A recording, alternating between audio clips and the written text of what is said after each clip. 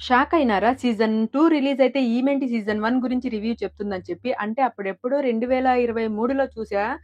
So, అప్పుడు నేను reviews చెప్పడం స్టార్ట్ చేయలేదు. అందుకే ఇప్పుడు ఎలాగో సీజన్ 2 రిలీజ్ అయింది కదా అని 2 చెప్దామని రివ్యూ అయితే చేస్తున్నాను. సో, ఇక చూసాక ఎందుకంటే అప్పుడు సీజన్ 1 అనేది నాకు సగం సగం మాత్రమే గుర్తుంది. సో, అందువల్ల మళ్ళీ చూడాల్సి వచ్చింది. సీజన్ 1 దాదాపుగా 8 అవర్స్ ఉంటది. మొత్తం చూసి రివ్యూ ఇస్తున్నాను. నా డెడికేషన్‌కి ఒక లైక్, ఒక సబ్‌స్క్రైబ్ మాత్రమే కోరుకుంటాను. అయితే సీజన్ 1 చూసిన వాళ్ళకి నా రివ్యూ మ్యాచ్ అవుతదా లేదా అని కామెంట్ అయితే చేసేయండి తప్పకుండా. సో, ఇక చూసాక లాస్ట్ 3 ఎపిసోడ్స్ ఏవైతే ఉన్నాయో అవి చాలా బాగా ఎంగేజింగ్‌గా ఉంటాయి. ఓవరాల్‌గా అయితే బావుంది. క్లైమాక్స్ ఫ్యామిలీ ఎమోషన్‌కి కనెక్ట్ అవుతది. అలా అని ఫ్యామిలీతో చూడొచ్చా అంటే అస్సలు చూడలేము. అంత సినిమానే పెట్టుకోకండి.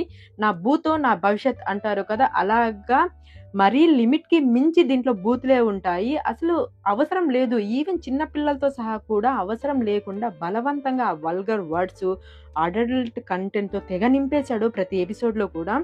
ఫ్యామిలీతో అయితే అస్సలు చూడలేము. జనరల్‌గా స్టోరీ విషయానికొస్తే ఒకే కుటుంబంలో ఒక కుటుంబము, ఆ కుటుంబంలో ఇద్దరు అన్నదమ్ములు. ఒకరైన రానా నాయుడు సెలబ్రిటీస్ ప్రాబ్లమ్స్‌ని ఫిక్స్ చేస్తూ ఉండటంతో ఈ సీజన్ మొత్తం క్రైమ్ చుట్టూ ఇన్వాల్వ్ అయ్యి ఉంటది. అది కాస్త ఫ్యామిలీని ఇంపాక్ట్ చేస్తదనమాట. దీనికి తోడు 15 ఏళ్ల తరువాత జైలు నుంచి విడుదలై వచ్చిన తండ్రి నాగానాయుడు అలియాస్ మన వెంకటేష్ గారు. మరి ఎలాంటి ప్రాబ్లమ్స్‌ని తీసుకొచ్చారు? మరి జైల్‌లో 15 ఏళ్లు ఎందుకున్నాడు? చివరికి ఫ్యామిలీ సంగతి ఏమైంది అనేది స్టోరీ అనమాట. సో, రానా గారు ఇక్కడ చాలా ఎక్కువగా హైలైట్ అవుతారు. మాక్సిమం స్క్రీన్ ప్రెజెంట్ చేసినంత మొత్తం ఆయనదే ఉంటది. వెంకటేష్ గారు అప్పుడప్పుడు మాత్రమే కనిపిస్తారు. చివరి ఎపిసోడ్‌లో అయితే ఎక్కువగా కనిపిస్తారు. అట్‌లీస్ట్ ఎండింగ్‌లో అయినా ఇతన్ని ఎలివేట్ చేసినందుకు సంతోషించాలి. సో, ఇక రానా వైఫ్ రోల్ కానీ, పిల్లలు కానీ, ఇంకా రానా టీమ్ రోల్స్ కానీ మెయిన్‌గా రానా పెదనాన్న ఉంటారనమాట సూర్య గారు. లిమిటెడ్ రోల్ అయినా భలే ఉంటాయి అసలు ఆ క్యారెక్టర్స్. అయితే కొన్ని క్యారెక్టర్స్ ఎందుకు పెట్టారో గూడా అర్థం కావట్లేదనమాట. అంటే ఇట్స్ ఎ టైమ్ వేస్ట్ అనిపిచ్చింది.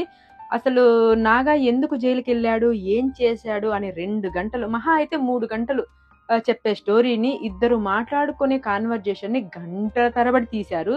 ఫస్ట్ 7 ఎపిసోడ్‌లో చివరి ఎపిసోడ్‌లో అయితే బావున్నాయని చెప్పాను కదా! అంటే అక్కడ కూడా స్టోరీ ఏముండదు. జస్ట్ సస్పెన్స్ ఉంటది అంతే.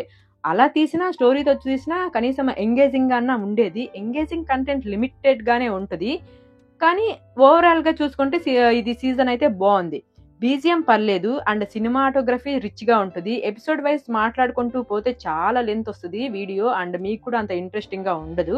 అండ్ ఫైనల్‌గా చెప్పేది ఏంటంటే లాస్ట్ 3 ఎపిసోడ్స్ అయితే బావుంటాయి. ఈ 3 ఎపిసోడ్స్ మీరు చూడాలి అంటే ఫస్ట్ ఆ 7 ఎపిసోడ్స్‌ని దాటుకొని రావాలి. దానికోసం మీకు ఓపిక అనేది ఉండాలి. సో, ఇదన్నమాట రివ్యూ. ఓవరాల్‌గా అయితే సీజన్ అయితే బావుంది. కాకపోతే బూతులే కొంచెం లిమిట్‌కి మించి ఉంటాయి. సో, ఫ్యామిలీతో అస్సలు చూడకండి. మీరు ఒంటరిగా ఉన్నప్పుడు మొబైల్స్‌లో చూసుకోండి. సో, సీజన్ అయితే బావుంటది. సో, ఇదన్నమాట నా రివ్యూ. నా రివ్యూ గనుక మీకు నచ్చినట్టయితే లైక్ చేసి, షేర్ చేసి, సబ్స్క్రైబ్ కూడా చేసుకోండి. Thank you so much. Season 2తో మళ్ళీ కలుసుకుందాం. అంతవరకు థాంక్ యూ. జై హింద్. బాబాయ్.